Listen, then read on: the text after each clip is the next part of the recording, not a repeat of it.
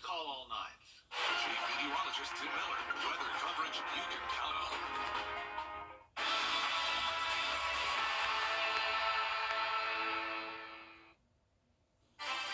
Well, today we go from wearing shorts to maybe by Wednesday wearing a scarf. Big changes coming to our forecast. A full look at that 5 for 6 forecast straight ahead. Right now on News Channel 6 at 4, a McDuffie County family speaking out after losing a loved one in a car crash. A mother who was behind the wheel faces charges. Plus, the search for an escaped inmate continues in Jefferson County. What we know so far. And making safety a priority while you trick-or-treat this Halloween. News Channel 6 at 4 starts now. Live from Television Park, this is WJBF News Channel 6 at 4. Good afternoon, everybody. I'm Brad Beams. And I'm Jenny Montgomery. Thank you for joining us. Coverage you can count on begins in McDuffie County, where a woman faces several charges, including vehicular homicide, for her role in driving under the influence with 3 children in the car. One of those children later died. News Channel 6's Renata Dubose has more.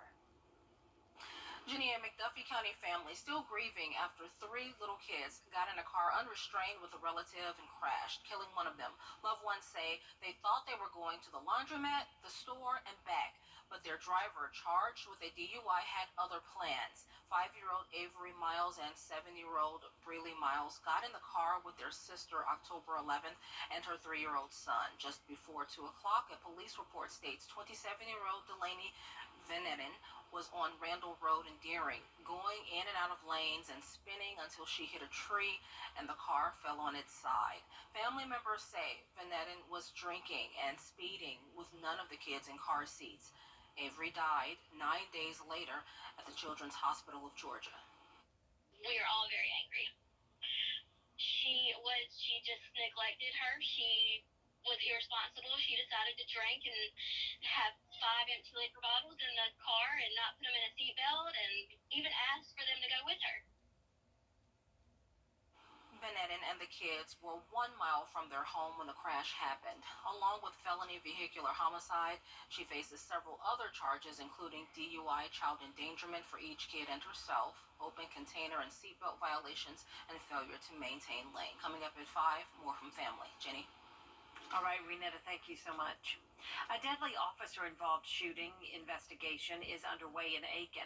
It happened Sunday morning on Hamlin Road. Deputies say 49-year-old Christopher Whittle threatened his neighbors with a firearm and fired multiple shots at officers while he was barricaded inside his home. He was then shot by a deputy and died on the scene. It was just unsettling, and didn't know the constant fire of ammunition every hour is just very nerve-wracking. Never experienced that before. An autopsy is scheduled for tomorrow. Now, the search continues in Jefferson County for an inmate who escaped using road work equipment. The sheriff's office says 48-year-old Richard Sawyer Jr. was assigned to road scraping detail in Barstow, Georgia on Friday, and he was last seen driving a Caterpillar motor grader at Dukes and Kendon Road. That was about 12:30 Friday afternoon. Witnesses say they think this could have been avoided. They shouldn't have been having him on that. I don't understand that. Why you have a prisoner and you got him on one of those road scrapers, and you know he I don't know. I don't understand it. I just don't understand it. Officers say Sawyer should be considered dangerous. If you have any information, you can call the Jefferson County Communications Center or your local law enforcement. It is time now to get a first check of the weather. And Chief Meteor 6 alert day now for Thursday and Friday for the potential of a freeze. We will talk all about that in full detail on what to expect coming up in just a few minutes. Jenny Brandt. All right, Tim, thanks. Local law enforcement agencies trying to help you stay safe while you have fun this Halloween. Hannah Latier joining us live now to tell you what you can do to be prepared. Hannah? Thank you, Brad. Whether you're going trick-or-treating or just plan on leaving the house tomorrow night, it's important to keep a few things in mind to avoid any disasters. Police say children under 12 should be chaperoned. shouldn't wear masks that are hard to see in, and should carry a flashlight or a glow stick. They tell me they see an increase in people getting hit by cars on Halloween, so both drivers and trick-or-treaters should be aware of their surroundings. In South Carolina and Georgia, some registered sex offenders have to follow a special set of rules on Halloween night, like reporting to the probation office or staying inside with their lights off. That's why officers say to only go to houses that have the lights on, are decorated, and are familiar. General rule of thumb is if the porch light is on, that means they're welcoming trick-or-treaters. If you do go to the house, remember, do never go inside. Never accept candy or anything else that's not in a wrapper, and wait till you get home to inspect it before you start eating anything. Officers also say they will have extra staff on duty tomorrow night and to call them if you need any assistance. Live in Augusta, Hannah Latier, WJBF News Channel 6. For children who have food allergies, Halloween can be extra scary. That's why there's the Teal Pumpkin Project. It's designed to make sure that all kids feel included in the trick-or-treating fun. All you have to do is put a teal-colored pumpkin on your doorstep, and that lets parents know that you're offering non-food treats, things like bubbles, stickers, and stencils. In the U.S., 1 in 13 children have a potentially life-threatening food allergy. That's roughly 2 in every classroom.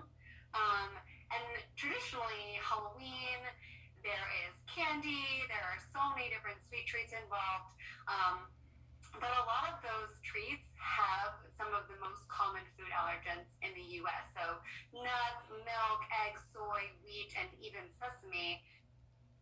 Health experts also suggest you have safe treats or inexpensive toys on hand. Enforce a no eating while trick-or-treating rules so you can read all the labels when the kids get home, and go ahead and skip candy and treats that don't have an ingredient label. And keep the emphasis on just having fun rather than trying to stockpile as much candy as you can. A very long-awaited addition to Augusta's Riverwalk is taking shape. It's at the 8th Street entrance on Reynolds Street. The arch is being put in. You see the work there. According to our records, 2 arches were approved, one for 8th Street, the other 9th Street. In 2018, the budget was $550,000, and though the sign just says Riverwalk, you'll remember this month commissioners approved a new name, the Edward McIntyre Senior Riverwalk Park. Early voting for funding a new James Brown Arena has entered its final week.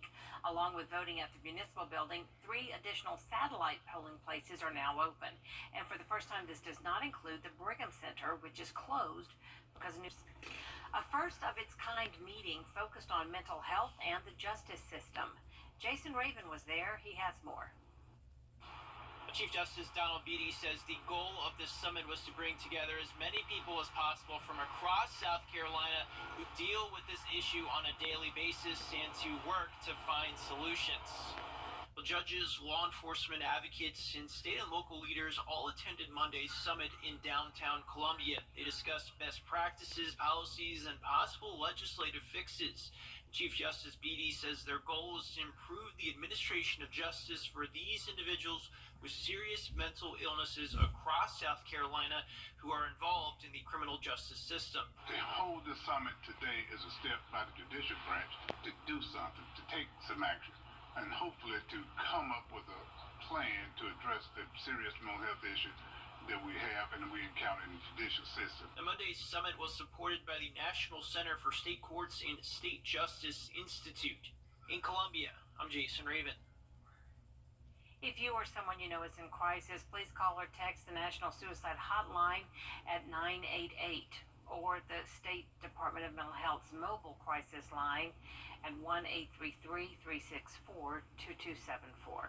You know, it can take years for some survivors to get their rape kits back from the lab. According to the coordinator for the South Carolina Victim Assistance Network, any registered nurse can collect evidence, but without proper training, evidence can be missed, not collected, or improperly preserved.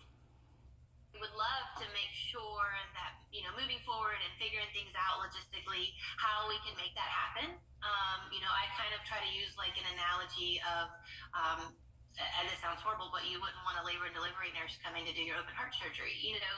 That's just not what you would want. And Well, to help address this issue, all law enforcement, hospitals, EMS, and advocacy groups in the state of South Carolina will be trained on evidence preservation and trauma-informed care. Tomorrow on Jenny, we're closing out Breast Cancer Awareness Month with all you need to know about the Georgia Department of Public Health's cancer screening programs for under and uninsured women. It's an energetic and blingy way to promote breast and cervical cancer screenings. The Reduce Your Risk ladies will join us to encourage you and the women in your life to be proactive about health care. Let's get you into the health department and do that clinical breast exam, and if further imaging is needed, we will do that too. Right. We cover the PAP, the HPV, the mammogram, and the best part of this program, if it's needed, we cover all diagnostics, meaning the diagnostic mammogram, the ultrasound, and the biopsy. Those are very, very expensive. We'll hear from 3 women who have taken part in the programs about their experiences and find out when you can participate in Know Your Risk community walks and cooking classes to make sure you're on the path to better health. Tomorrow at 12:30 on Jenny. Using the power of music to help the men and women who serve our country. Coming up, how this veteran's talent is inspiring others.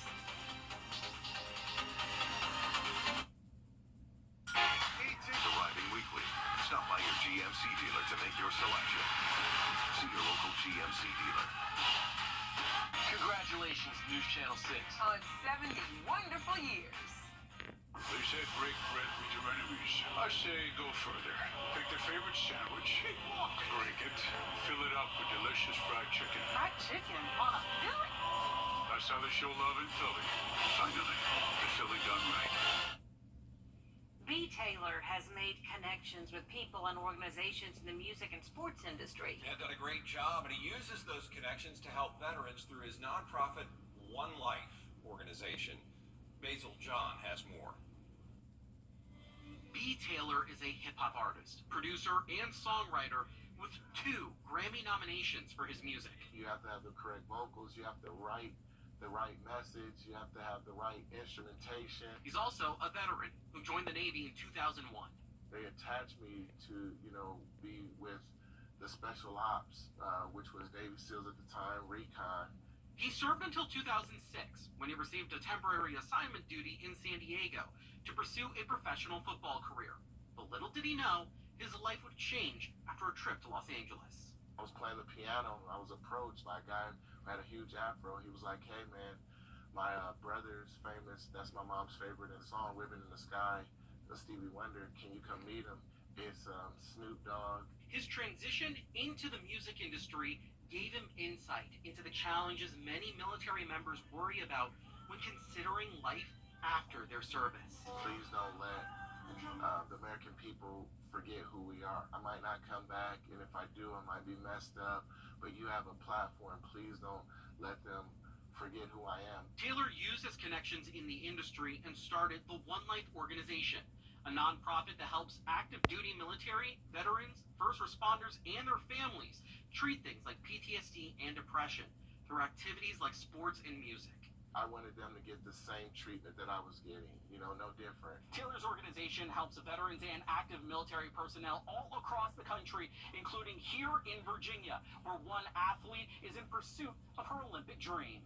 I've been an athlete my whole life. Riley T-Jack is a United States Marine Corps captain, a member of Team USA bobsled, and an Olympic hopeful. Balance is a constant thing I'm having to figure out every single day. But her goal comes with a hefty price tag, $50,000 for one season to compete. One Life helps her cover the cost of travel and transporting her 2 400-pound sleds. Competing on Team USA is primarily unfunded, and that makes it very difficult. Is how am I going to be able to support my dream and what I want to do for, bobsled? In 2026, she wants to become the first female Marine in the Olympics. I've never been to the games, but my dream is to do everything I can to get there. She says she's thankful for Taylor and the One Life organization. He's an incredible man that wants to just give back to so many people. And his One Life organization has been able to directly help me finance different things for bobsled. Taylor says he wants One Life to grow to help more people like T-Jack. I'm just blessed that I was able to keep my word, Basil, that I told him I would always make sure the American people remember our military veterans and their families. Reporting in Washington, I'm Basil John. And be sure to watch WJBF's Veterans Voices special. John Hart and Dee Griffin will host the special presentation as we look at ways veterans have made a difference in our community. It's coming up Friday, November 10th at 5:30 p.m. right here on News Channel 6. Coming up right here today, getting your home ready for colder weather. And Tim Miller tells us just how cold it will get. Stay with us. As we get through much of Tuesday into Wednesday. Here's our 10-day Viper Alert forecast. Notice 55 for Wednesday, 29 Thursday morning, 33 Friday morning. Those are the alert days, and we'll slowly bring those temperatures up over the next couple days. That's your forecast. And with those temperatures dropping soon, a lot of you might be getting ready to crank up those heaters. Peyton Reeves explains how to stay safe while doing so. The gas heater can be very dangerous if it's not kept up with and serviced like it should be. With the intense heat the last few months, getting your heater ready for winter may be the last thing on your mind.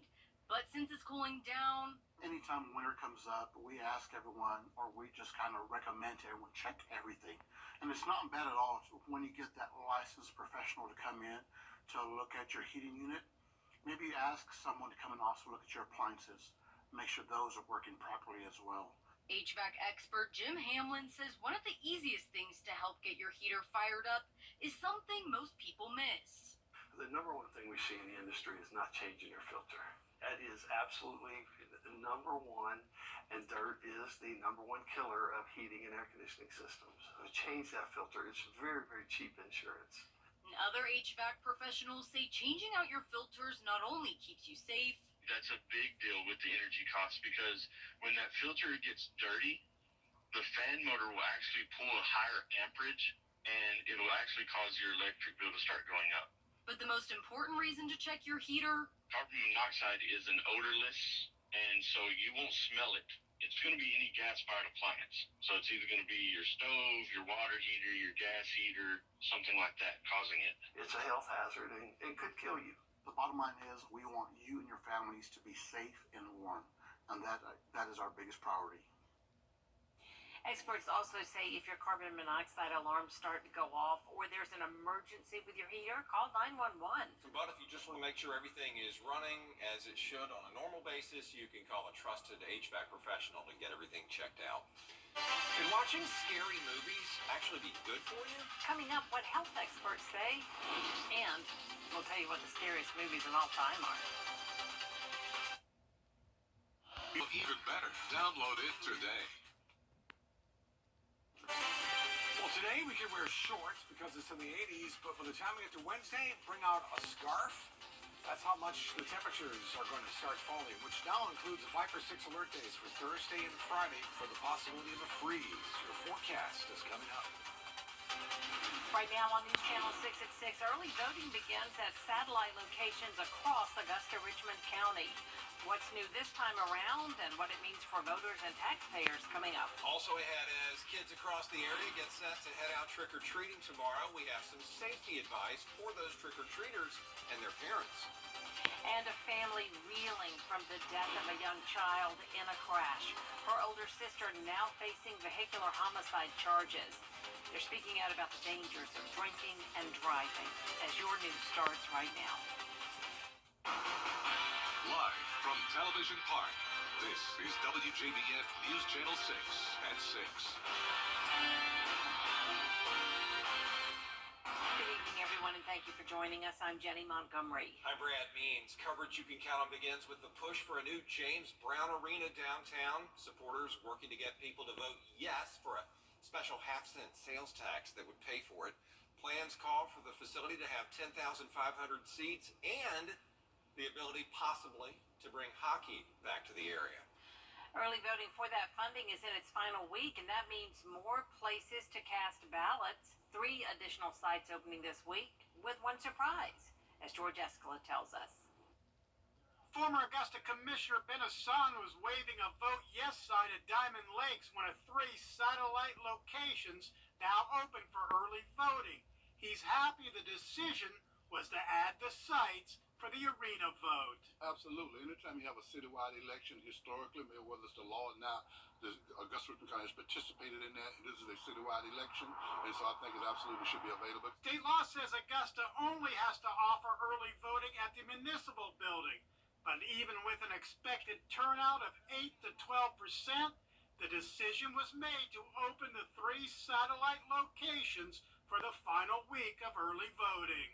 Well, the board has a policy that any time it's a county-wide election, the satellite sites are open. So it really varies depending on the turnout, but because it's county-wide, that is the standard policy. Diamond Lakes and Warren Road are 2 of the satellite sites now open, and in the past, the third was always the Brigham Center. But it's under construction for a new one, so the decision was made to use the Charles Evans Center on Highland Avenue for the first time to replace Brigham. We, of course, wanted to find a 4th location. Since the county is used to having 4 places, we didn't want to just say, okay, Brigham is closed, so we don't have that location. The satellite locations are not busy, but when they're open, they have to be staffed, and that costs money. The entire 3 weeks of advanced voting will be about $60,000. This 1 week will probably be somewhere around $30, $35. The satellite sites offer convenience during advanced voting, and in one case, a new experience. But all of this comes at a cost. In Augusta, George Escala, WJBF, News Channel 6. A long-awaited addition to Augusta's Riverwalk is taking shape. Crews putting an arch in at 8th Street. That's the entrance off Reynolds. 2 arches were approved back in 2019. The other one's going at the 9th Street entrance. All told, it'll be about $550,000 for both arches. And you'll see one of the signs, there it is, says Riverwalk. Even though commissioners approved a few weeks ago a new name for it, the Edward McIntyre Senior Riverwalk Park.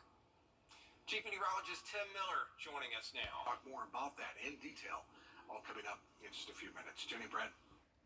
Tim, thanks. Local law enforcement trying to keep everybody safe while they have fun this Halloween. Hannah Latier, live in Augusta tonight to show us what we can do to be prepared. Hannah. That's right, Brad. Whether you're going trick-or-treating or just plan on leaving the house tomorrow night, it's important to keep a few things in mind to avoid any disasters. Police say children under 12 years old should be chaperoned, shouldn't wear masks that are hard to see in, and should carry a flashlight or a glow stick. They tell me they see an increase in people getting hit by cars on Halloween, so both drivers and trick-or-treaters should be aware of their surroundings. In South Carolina and Georgia, some registered sex offenders have to follow a special set of rules on Halloween night, like reporting to the probation office or staying inside with their lights off. That's why officers say to only go to houses that have the lights on, are decorated, and are familiar. General rule of thumb is if the porch light is on, that means they're welcoming trick-or-treaters. If you do go to the house, remember, do never go inside. Never accept candy or anything else that's not in a wrapper, and wait till you get home to inspect it before you start eating anything. Officers also say they will have extra staff on duty tomorrow night and to call them if you need any assistance. Live in Augusta, Hannah Latier, WJBF News Channel 6. All right, Hannah, thank you. A scary morning for some Columbia County students and their bus driver. A Columbia County school bus carrying 8 students was hit head-on by a pickup truck early this morning, according to a school spokesperson. 3 students and the driver had to be taken to the hospital. Their injuries were not considered serious. The other students were released to their parents. The driver of the pickup was unhurt. A McDuffie County family is grieving and angry after their young daughter died in a car crash. Police say her older sister was behind the wheel and now faces several charges. News Channel 6's Renetta Dubose is here with more on that story. Brad, Jenny, police say Delaney Van Etten put all of those kids, her little sisters and her son, in a car unrestrained. Loved ones say they thought they were going to the laundromat and the store and back. 5-year-old Avery Miles and 7-year-old Brayley Miles got in the car with their sister Delaney Van Etten and her 3-year-old son on October 11th. Just before 2 o'clock, a police report states Delaney, who was 27, lost control of her car on Randall Road in Deering going in and out of lanes and spinning until she hit a tree and the car ended up on its side. Family members say Vanetta was drinking and speeding with none of the kids in car seats. Police noted alcohol on her breath and say she tested 2 times the legal limit. Avery died of brain damage 9 days later at the Children's Hospital of Georgia. We are all very angry. She just neglected her. She was irresponsible. She decided to drink and have 5 empty liquor bottles in the car and not put them in a seatbelt and even ask for them to go with her. Vanetta and the kids were 1 mile from their home, family says, when the crash happened. Vanetta is charged with felony vehicular homicide, 4 counts of DUI, child endangerment, open container, failure to maintain lane, and seatbelt violations. Jenny? All right, Renetta, thank you. SLED is investigating the deadly shooting of a suspect in Aiken County. It happened Sunday morning on Hamlin Road, and investigators say deputies were called due to a suspect threatening his neighbors with a gun. They say Christopher Whittle barricaded himself inside his home and fired several shots at deputies. All right, Renetta, thank you. SLED is investigating the deadly shooting of a suspect in Aiken County. It happened Sunday morning on Hamlin Road, and investigators say deputies were called due to a suspect threatening his neighbors with a gun. They say Christopher Whittle barricaded himself inside his home and fired several shots at deputies. He was then shot by a deputy and died at the scene. SLED is investigating. An autopsy will be done on Whittle tomorrow. And the search continues in Jefferson County for an inmate who escaped using road work equipment. Police say Richard Sawyer Jr. took off from his work detail near the town of Bartow on Friday. He was last seen driving a Caterpillar motor grader near the intersection of Dukes and Kendon Roads. That was about lunchtime on Friday. This is a vehicle that's at least 10 tons with a max speed of 29 miles an hour, but off he went. Investigators still looking for him. One woman who says she saw it all unfold says it could have been avoided. They shouldn't have been having him on there. I don't understand that. Why you have a prisoner and you got him on one of those road scrapers, and you know he I don't know. I don't understand it. I just don't understand it. Officers say Sawyer is dangerous. If you see him, just call your local law enforcement agency and they will take it from there. Some South Carolina judges are shining a spotlight on mental health. We're going to tell you about a special get-together to make sure that people who are involved in the justice system are getting the help they need.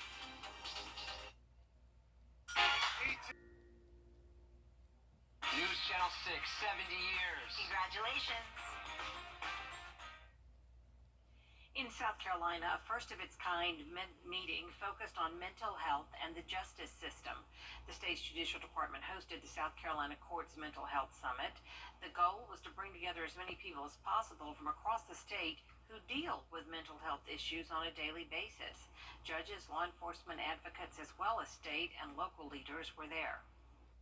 To hold this summit today is a step by the judicial branch to do something, to take some action, and hopefully to come up with a plan to address the serious mental health issue that we have and we encounter in the judicial system. Monday's summit was supported by the National Center for State Courts and State Justice Institute. Georgia lawmakers set to go back to work for a special session November 29th. They're there to redraw district lines. That's because a federal judge ruled the current districts are racially discriminatory. The court's ruling means there will be 2 new black majority state Senate districts, 5 new districts with a black majority in the state House, and potentially a new congressional district with a black majority. Lawmakers have until December 8th to finalize those new maps under the judge's ruling.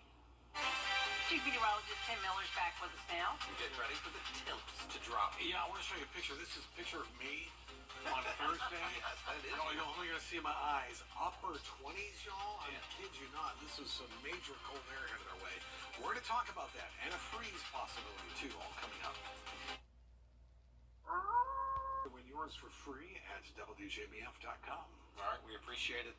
Sports is coming up next. If you think you're Atlanta Braves. Weather headlines on News Channel Channel 6, brought to you by Jamie Casino Injury Attorneys.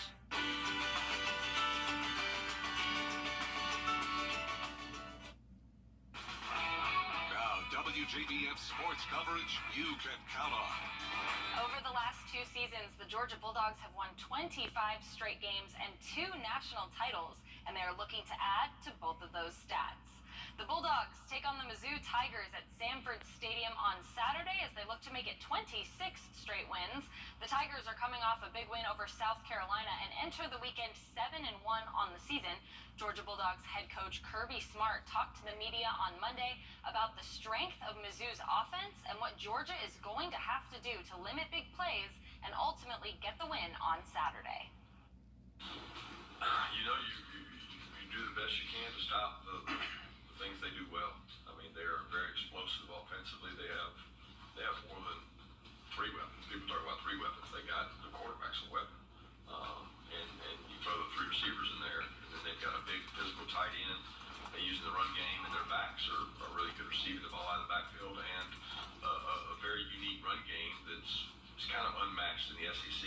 You know, the way they run the ball. They got some different runs that a lot of teams we don't see that type run. So when you add all that in, it's a recipe for being explosive and scoring points, which they've done. They've been very explosive and scoring points. When you talk about how you stop them, I mean, you got to be able to cover them. You got to be able to rush the passer. You got to be able to change things up. But they're not easy to stop when you have an accurate quarterback and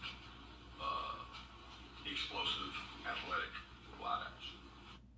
Kickoff between the hedges is at 3:30 p.m. That game will be on CBS. Well, the World Series is back in action tonight for Game 3 between the Diamondbacks and the Rangers. This is the first game of the series to be played at Chase Field in Phoenix, and the series is tied at 1 apiece, so it's going to be a very exciting Game 3 as both of these teams look to get an edge. First pitch is at 8:30 p.m., and I'll have updates for you tonight right here on News Channel 6 at 11. And finally, Atlanta's minor league hockey team was featured as number 6 on ESPN's Top Plays on Sunday, thanks to a great save by Atlanta's Gustavs Grigals. The shot from Colby McCauley with a wide open net. You can see Grigals turn and reach across for the glove save. The great recovery, and the Gladiators win 6-0. Very cool to be featured on ESPN. That does it for sports. We'll be right back. Happy 70th, WJBF, from our family to yours. Congratulations to the entire team at News Channel 6. More than 100 children battling pediatric cancer got to take part in a free Halloween party over the weekend. The party featured snacks, pumpkin painting, and a magician. Costumes were donated by the group Costumes for Courage. No doubt everybody had a fun time. You know, dance you're doing, don't you? The Monster Mash. The Monster Mash. Yes, it has to be. 67 tomorrow. It is fall. It'll feel like wintertime by Wednesday, and Viper 6 alert days Thursday and Friday because of the freezing temperatures. All right, Tim, thanks a lot. And thank you all for watching. We're back for News Channel 6 at 7 after World News Tonight. And we'll see you again for News Channel 6 at 11. Good night.